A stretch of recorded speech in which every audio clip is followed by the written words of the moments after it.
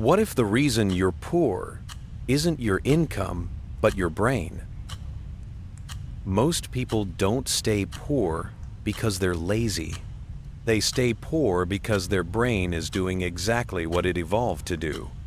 Every financial mistake you make feels personal, but it isn't. It's psychological. And today, I'm going to show you how your own mind quietly works against your money, and why escaping it feels so uncomfortable. By the end of this video, you'll recognize the exact moment your mind works against you. Your brain doesn't fear poverty, it fears change. Before we start, you need to understand something uncomfortable. Your brain doesn't hate being broke. It hates uncertainty. If you've been broke for years, your mind has built a map around that reality. It knows which bills come first.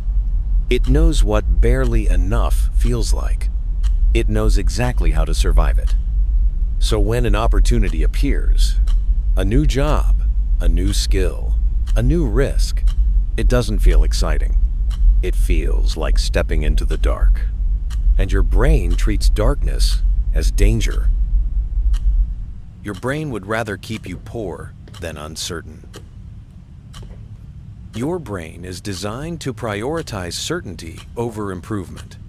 This is why a stable but low-paying job feels safe, why risky opportunities feel irresponsible, and why staying stuck feels strangely calm.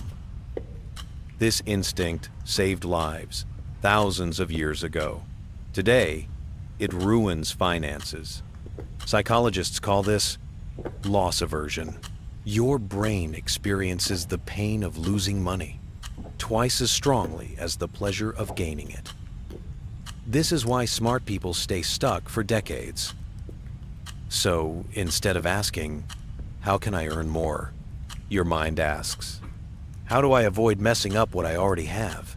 And that single shift keeps people poor for decades.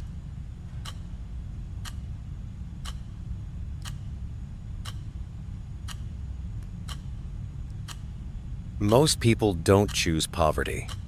They choose relief. This is why people don't leave the job they hate. Not because they love it, but because it's predictable. Your mind would rather accept a familiar pain than risk an unfamiliar one, because familiar pain has rules. Unfamiliar pain doesn't. So you stay inside the comfort trap, and you call it responsibility. But it isn't responsibility. It's protection. Your brain treats saving money as a threat. Saving money is logical. Spending money is emotional.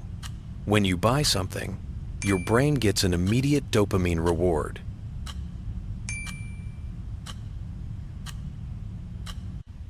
Your brain isn't addicted to spending.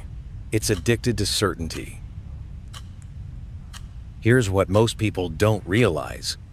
Impulse spending isn't about the object. It's about the moment. That moment where your brain finally feels in control. You buy something, and for a second, your mind stops scanning for threats. You feel relief, not happiness. Relief. And relief is addictive. Because when life feels unstable, your brain will pay almost any price to feel stable for 5 seconds. This is why impulse spending feels harmless, but isn't. When you save, the reward is abstract, delayed, invisible. Your brain hates invisible rewards. Your brain doesn't believe in future you. Your brain evolved in a world where tomorrow wasn't guaranteed, so it treats future wealth like a rumor. Status is invisible, but the fear is real. And when your brain doesn't trust the future, it starts negotiating with the present. It says, just look successful now. Just feel accepted now. Just avoid embarrassment now. Because in your brain's wiring, social safety has always mattered more than financial safety. That's why the next trap hits so hard. People don't go broke buying things. They go broke buying approval. Humans are social survival machines. Thousands of years ago, your status determined who protected you. Your brain mistakes attention for security. Think about the most dangerous thing in the world, thousands of years ago. It wasn't being broke, it was being excluded. If the group rejected you, you didn't lose comfort, you lost survival. So when you post something online, or walk into a room, or buy something just so you don't feel behind, your brain isn't thinking about money.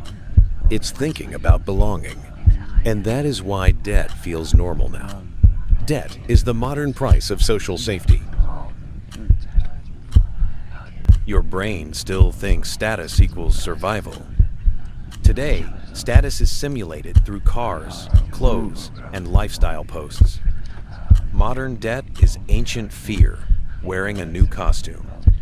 So when you spend to look successful, your brain interprets it as self-preservation, even if it quietly destroys your finances.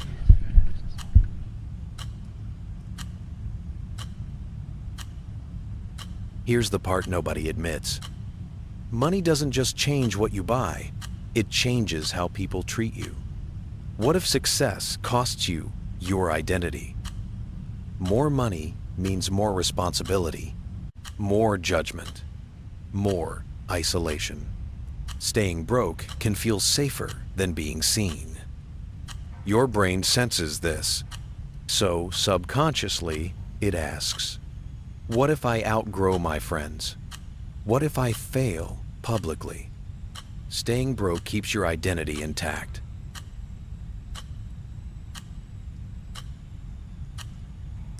The hardest part of wealth is becoming someone new. This is the part nobody explains. Escaping financial patterns isn't only about learning new skills. It's about losing an old self. The self who was the struggling one. The self who was the responsible one. The self who was good but unlucky. Because if you change your financial life, some people won't recognize you, and some people won't like it. So your brain stalls. Not because you can't grow, but because growth costs identity. Motivation is unreliable. Systems aren't. Breaking this cycle doesn't start with motivation. It starts with design. Wealth isn't discipline, it's design. Wealthy people don't rely on willpower. They remove decisions. The richest habit is removing choice. They automate saving, delay spending, separate identity from income. They build systems that work even when motivation disappears. If this made you uncomfortable, it worked. Understanding your mind is cheaper than learning the hard way. Your brain isn't broken. It's just outdated. And once you understand how it works, you can stop letting it decide your financial future.